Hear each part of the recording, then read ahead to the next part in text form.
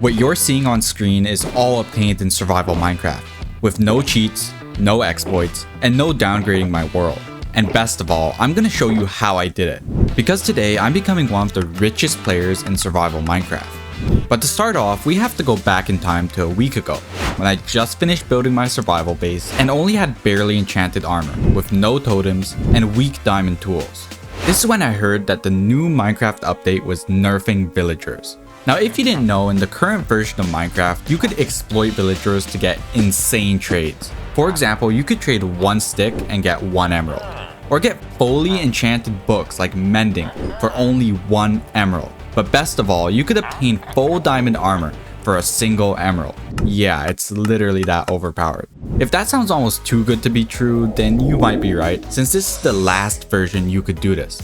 So before the next update, I have one goal: get as much fully enchanted tools and armor as possible, trying to become one of the richest players in Minecraft. Because this is such a big project, let's take this step by step. The first step would be to get a bunch of villagers to trade me all the items I would need. This would include enchanted books, diamond armor, and of course emeralds. So let's begin. Okay, if I remember correctly, there should be a village down this way. I just have to find... perfect, there it is. Alright, with that said, I began work on the villager breeder.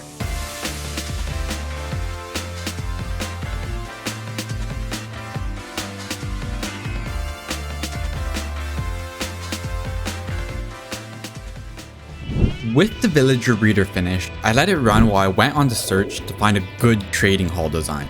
I came across this video here and it claimed to have one of the easiest designs possible.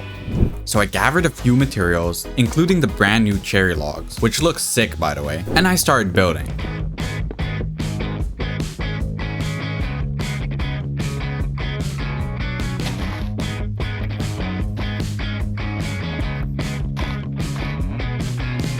Now this design did live up to the title. It was easy to build and I got it done in less than 10 minutes. So I started bringing in the villagers one by one and setting up their trades.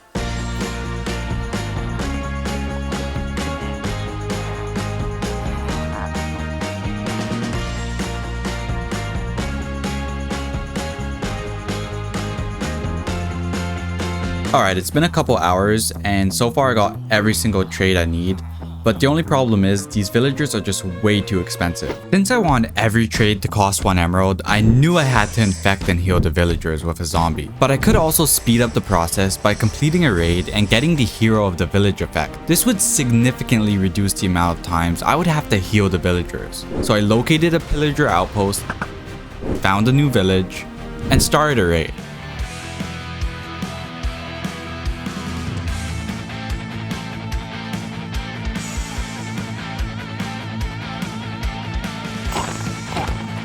There we go, we got him.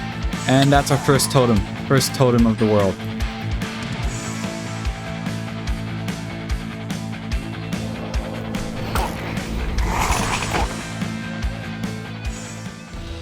After heading back to base, the villagers were still not down to 1 emerald. So I began infecting and healing them over and over again. Hey, let's go, 1 stick for 1 emerald. And I think that completes all of them. So we got unbreaking free 1 emerald, looting free 1 emerald, mending 1 emerald, blast protection, respiration. Yeah, you get the point. Every single trade for a single emerald. This pushed us closer to our goal of becoming one of the richest Minecraft players. So I put down some shulkers and began filling them with diamond tools and armor. Now because my goal is to get as much fully enchanted tools and armor as possible, I filled up a shulker of each item. I got helmets, chest plates, leggings, boots, axes, shovels, pickaxes, and of course swords. Now this is where I could begin getting all the enchanted books I would need, but if I was going to enchant and max out every single piece of tool and armor I had, I would need an insane amount of experience points. Some items cost as much as 50 levels to be fully enchanted, but I think I have a solution.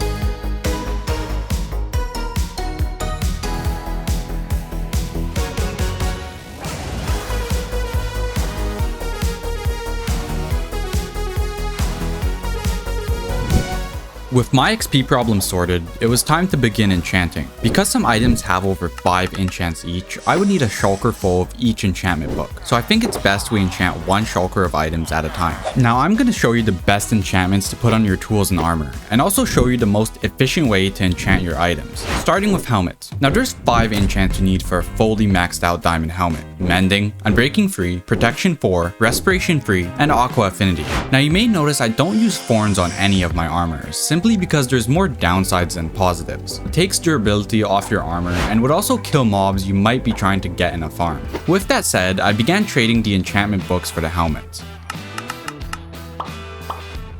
Perfect, that's the last of the protection books, and now we got all the enchantments we need for the helmets. So we got Protection, Aqua Affinity, Respiration Free, Unbreaking Free, and of course Mending. I headed to my XP farm. Now I'll show you the most efficient way to enchant the helmet. You start off by combining it with the Respiration Free book, then you combine the Protection 4 book with Mending, and add it on. Combine the Unbreaking Free book with Aqua Affinity, then combine it with the helmet. This will cost you a total of 27 levels. And if you're wondering how I know all this, there's a website that tells you the best way to enchant your tools and armor. But I still had my own armor and a full shulker of helmets to enchant. So let's do this.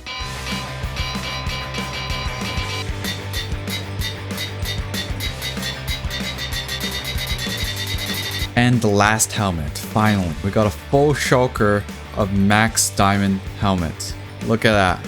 That's crazy. With the helmets done, it was time to move on to the chest plates. These were very simple. They only required 3 enchants: Mending, Unbreaking Free, and Protection 4. After trading for all the books needed, I began enchanting. The most efficient way to enchant a chest plate is to combine it with Protection 4, then combine the Unbreaking Free and Mending book, then add it to the chest plate.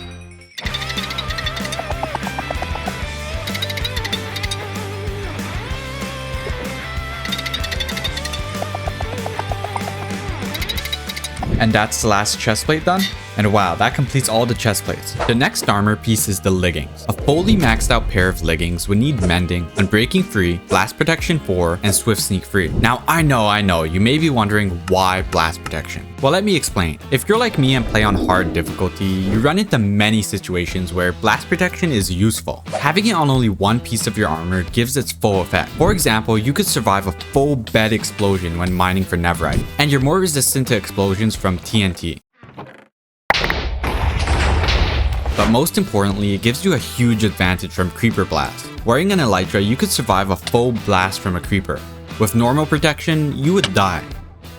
But back in my world, I've run into a problem. There was no way I could get Swift Sneak Free from trading, and the only way I could get a full shulker of these books would be to raid a bunch of ancient cities. This gave me no choice but to craft a bunch of fireworks and go out on the search for them.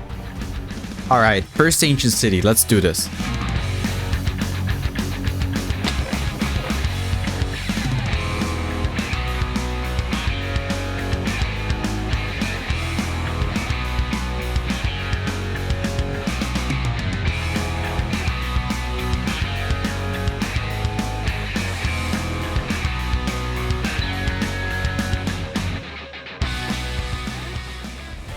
Just to give you an idea of how long this took, I found a total of 4 silence armor trims. To find one, you need to raid on average 10 to 15 ancient cities. And no, I wasn't just having dream luck. I've got hours and hours of footage just raiding ancient cities.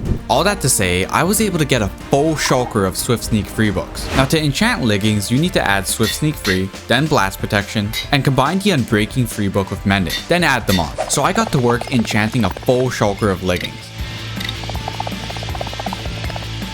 And that's the last legging. So we got a full shulker of max out leggings now. Okay, onto the boots. Just like the leggings, a fully enchanted pair of diamond boots needs Soul Speed Free, a special enchantment that's only obtained by trading with piglins. On top of that, it's one of the most rare item drops with a 1% chance. But that wasn't going to stop me. I quickly began to work on a gold farm to get these enchanted books.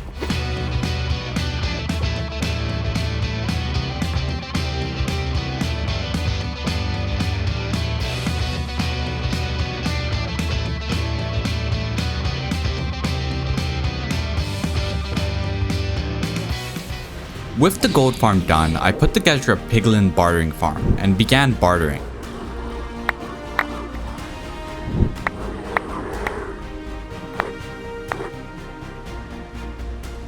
With a bit of combining, I got all the soul speed free books. Now back to my XP farm. To enchant boots the most efficient way, you need to add soul speed free, combine depth strider free with feather falling, then add them on. Combine protection 4 with unbreaking free, then combine the book with mending. And lastly, add it to the boots. Now this process may look easy, but trust me, it was not. I spent a good hour combining enchantments and killing endermen just to get enough XP. And let's go, the last pair of boots finally done. And now we got a full shulker of maxed out diamond boots. And that completes all the armor sets. We got helmets, chest plates, leggings, and of course the boots. Enchanting the rest of the tools were easy. I sped through the swords, axes, shovels, pickaxes, and this is when the real challenge began. I was going to convert each tool and armor piece to netherite.